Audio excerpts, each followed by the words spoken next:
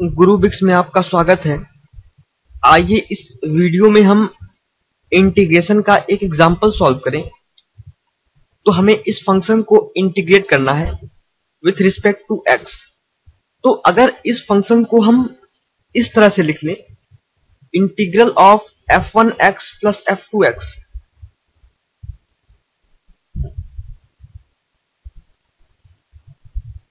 dx, जहां पर हमें f1x और f2x का इंटीग्रेशन पता हो, तो हम इस एग्जांपल को इजीली सॉल्व कर सकते हैं।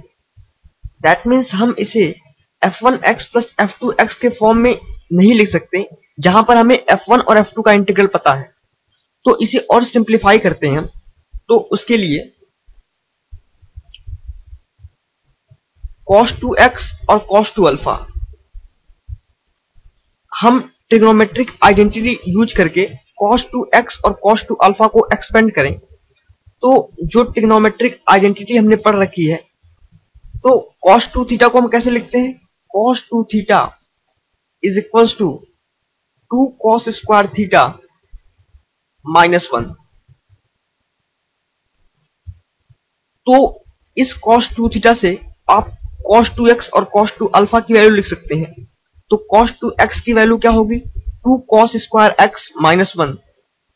That means 2 cos square x minus 1 in bracket minus, similarly cos 2 alpha को हम कैसे लिख सकते हैं? 2 cos square alpha minus 1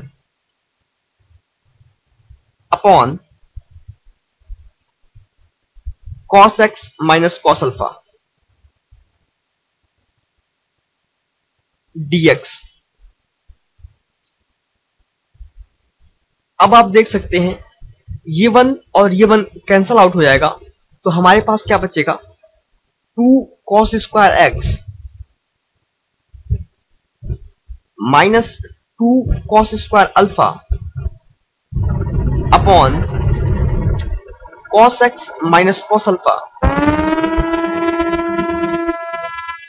dx। और अगर इसमें से हम 2 कॉमन ले लें तो हमारे पास क्या बचेगा? This implies integral 2 into cos square x minus cos square alpha upon cos x minus cos alpha dx।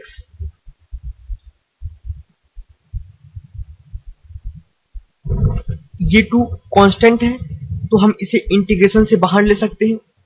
That means this implies 2 into integral of cos square x minus cos square alpha. ये किस form में है? a square minus b square के form में। और a square minus b square को हम किस तरह से लिख सकते हैं? तो a square minus b square को हम लिख सकते हैं a minus b into a plus B.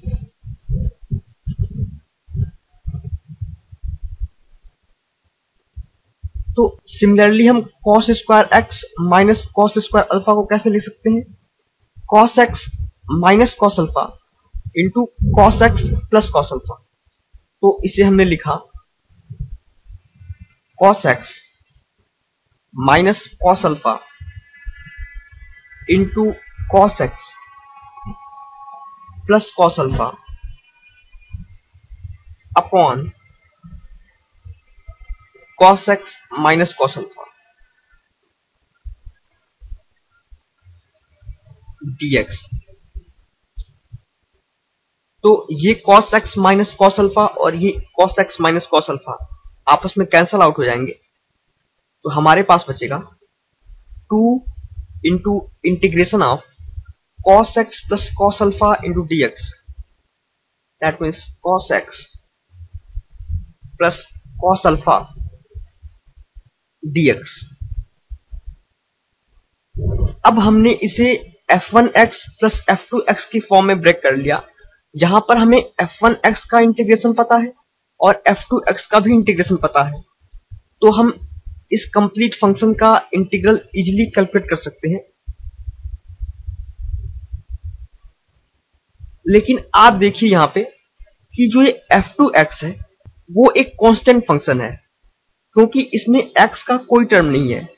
That means ये जो फंक्शन है वो कांस्टेंट है, वो x के साथ वेरी नहीं कर रहा। तो आइए अब इंटीग्रेशन करें। तो 2 इंटू, इसे हम कैसे लिख सकते हैं, integration of cos x dx। आपने इंटीग्रेशन की प्रॉपर्टी देखी थी पीछे, हम इसे लिख सकते हैं integration of cos x dx plus integration of cos alpha dx।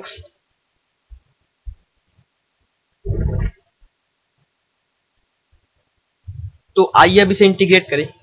तो 2 इंटू cos x का इंटीग्रेशन sin x प्लस यहां पे cos अल्फा क्या है, कांस्टेंट है, क्योंकि इसमें x का कोई टर्म नहीं है, तो इसलिए ये x के साथ वेरी भी नहीं करेगा। तो cos अल्फा कांस्टेंट होगा, ये इंटीग्रेशन से बाहर आ जाएगा। तो cos अल्फा और dx का इंटीग्रेशन x। तो जो आंसर मिलेगा हमें वो होगा 2 into x cos alpha into x है ये। तो 2 into x cos alpha plus sine x, ये हमें आंसर मिल गया।